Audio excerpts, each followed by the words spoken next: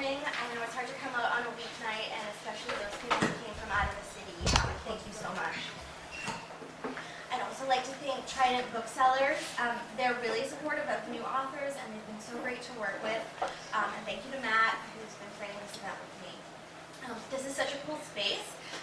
It's my first book signing, and I'm happy to have you here where you can order food and you can knock back a few drinks so I seem less boring.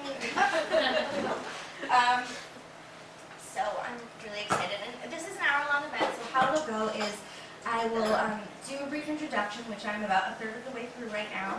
And then I will read from the prologue.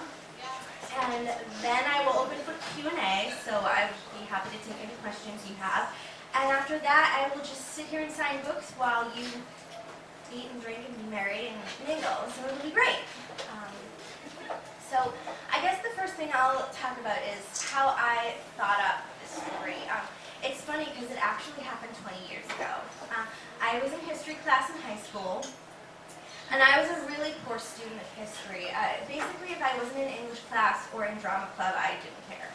And this history teacher had actually said to my mother at a parent-teacher conference this year, "Lauren is just kind of clueless."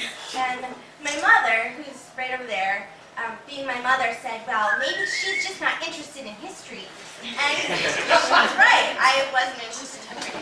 But one day I was paying attention. Thank God. And she was talking about when Catherine de Medici ruled the French court, she had about 80 ladies in waiting, who she wasn't just using as ladies in waiting. She was using them as spies, and she would send them out to all the very important men in court to seduce them and get their secrets and report back to her so that she could, covertly wield control and keep everybody in check. She would also use these girls in lavish theatrical productions where she would, she'd commission the best artists of the day to make the sets. She would get the best composers to make music, and they would put on these spectacular presentations. And she would also have sporting events. Just everything was to keep her court sufficiently diverted so that there was no mutinous behavior. And so at this point, I'm listening, and it's also important to note that at 12 years old, I had read Wuthering Heights, and I was obsessed with that. I was into Dickens. I was really into the Victorian period as a whole. Basically, I was a huge dork, so it's fine. And I started thinking, ooh, what if there was a future version of the United States, and it had somehow come under the control of an emperor, and he wanted a return to a pristine society, a Victorian society, so to kind of set everything back that way. And women had no rights, and they had to wear corsets, and all this stuff. And what if there was a woman who was running this underground group of girls? And what if she was planning a coup? And what if she sent her best girl in to seduce the emperor himself? But then the girl falls in love with him. And that was my teenage sensibility. And as a young writer, what I would do, hold up in my room at all hours of day and night, I would, when I had a new idea, I would take a blank sheet of paper, and I would write a summary on one side of it, and then on the other side, I would draw a book cover to sort of remind myself about what it was. And I would keep all of these in a Snoopy and Woodstock suitcase under my bed. And this particular story, as I wrote the summary for myself, and I even started the first few pages of it, it was called World War III, just because I was really unoriginal at titling things back then. And I guess I imagined, once the girl seduces the emperor and falls in love with him, it'll, start this whole war and maybe it'll, blow up. So that was discarded with its bedfellows somewhere between high school and college, and then I completely forgot about it. Until a few years ago, it was 2011, 2012, between that time, and women's rights issues were very heavy in the media. There was all that hullabaloo about birth control, and I started researching states and all these laws they were quietly passing having to do with women's reproductive rights. And I started thinking, this kind of reminds me of that story I was thinking of when I was 15 years old, and this could maybe someday possibly happen. So I said, maybe I should start writing this again. So I decided to create this dystopian, futuristic, neo-Victorian version of the United States set about over 200 years from now, where it's come under a dictatorial monarchy.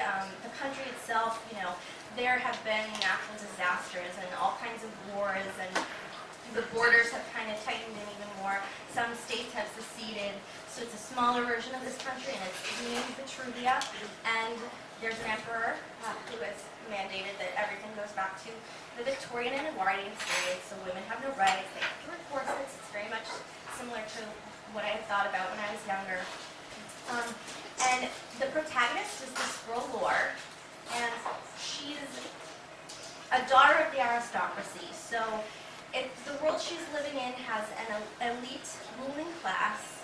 Women are completely repressed, and the poor are disenfranchised. But I swear it's set in the future.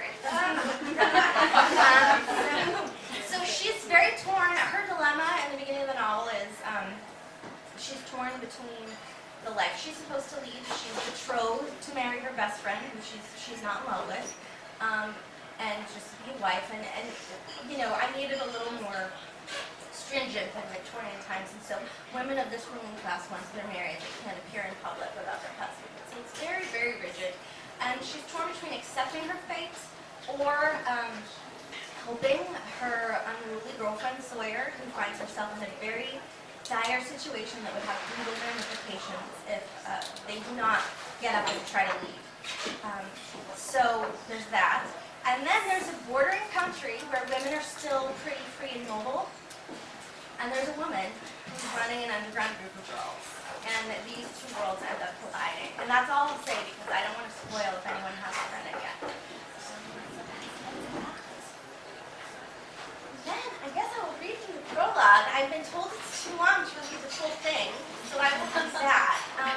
But I'll just give a brief summary up until the point where I pick up. So the prologue starts out when Lore's 12, and she's in boarding school. It's a very elite private academy. And her two best friends, one is the boy she's betrothed to, his name's Gideon, and the other is the boy she's really secretly in love with, and his name's Fallon, and he is the ward to the current emperor and heir to the throne. And so they're playing this game they always play on Saturday mornings called Rebellion, and it's referring to a great rebellion that had happened 30 years before. So that's where I'll stop. I have to drink of water. Because you're talking too fast. Oh,